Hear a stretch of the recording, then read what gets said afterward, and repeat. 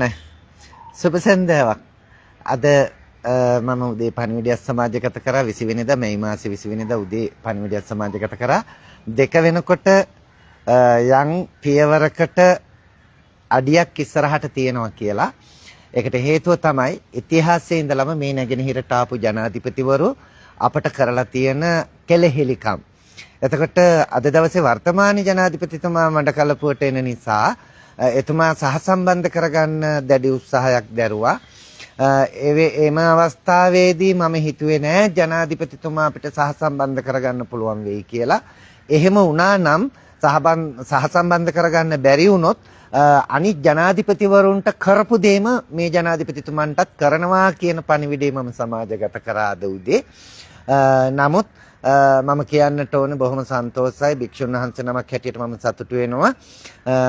වර්තමාන අනුර කුමාර දිසානායක ගරු ජනාධිපතිතුමන් මම උදේ ලබා දුන්නු පණිවිඩයට ඇහුම්කන් දීලා තිබුණා.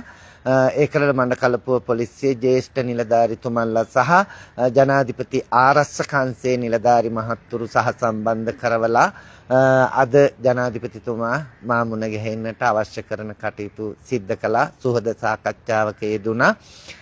එහිදී මම එතුමාට සිහිපත් කළා දැනට අපට තිබෙන යම් ප්‍රශ්න ගැටලු කීපයක් ඒවට විසඳුම් ලබා දෙන්නට අවශ්‍ය කරන පියවර ගන්න බවටත් ඒ වගේම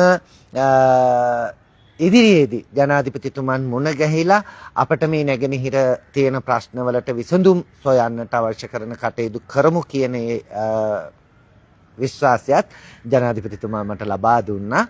මම බෙහෙවින්ම අතිගරු ජනාධිපතිතුමන්ට ස්තුතිවන්ත වෙනවා, ගරු කරනවා. මොකද හේතුව එදා අපි සමාජයේ ඉස්සරහ අපිට පිරිහුනේ අපේ වගකීම්න්ගේ ඇහුම්කන් දීමක් නැති නිසා. අපි රටේ ඉස්සරහා පිරිහීමට ලක් වුණා. නමුත් මේ ජනාධිපතිතුමා ඇත්තටම අපට අපේ ගෞරවය අභිමානය ආරක්ෂා කරගන්න පුළුවන් වෙන විදිහට අපට ඒ අවස්ථාව ලබා දීපු එක පිළිබඳව මම නැවතත් අපේ ජනාධිපතිතුමන්ට ස්තුතිවන්ත වෙනවා. විශේෂයෙන්ම මම උදේ දාපු වීඩියෝ එකටත් විශාල මෝඩ පිරිසක් මොකද්ද මේ කියන්නේ මේ හාමුදුරුවෝ කියන එක තේරුම් ගන්න නැතුව තව දුරටත් රාජපක්ෂ නිකාය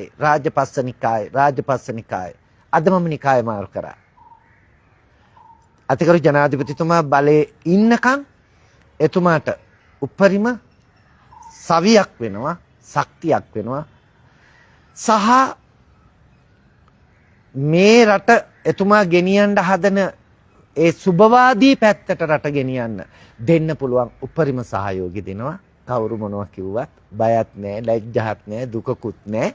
මොකද මේක තමයි රටේ ජනාධිපතිවරයෙකුගෙන් වෙන්න ඕනේ කියන එක මම විශ්වාස කරනවා.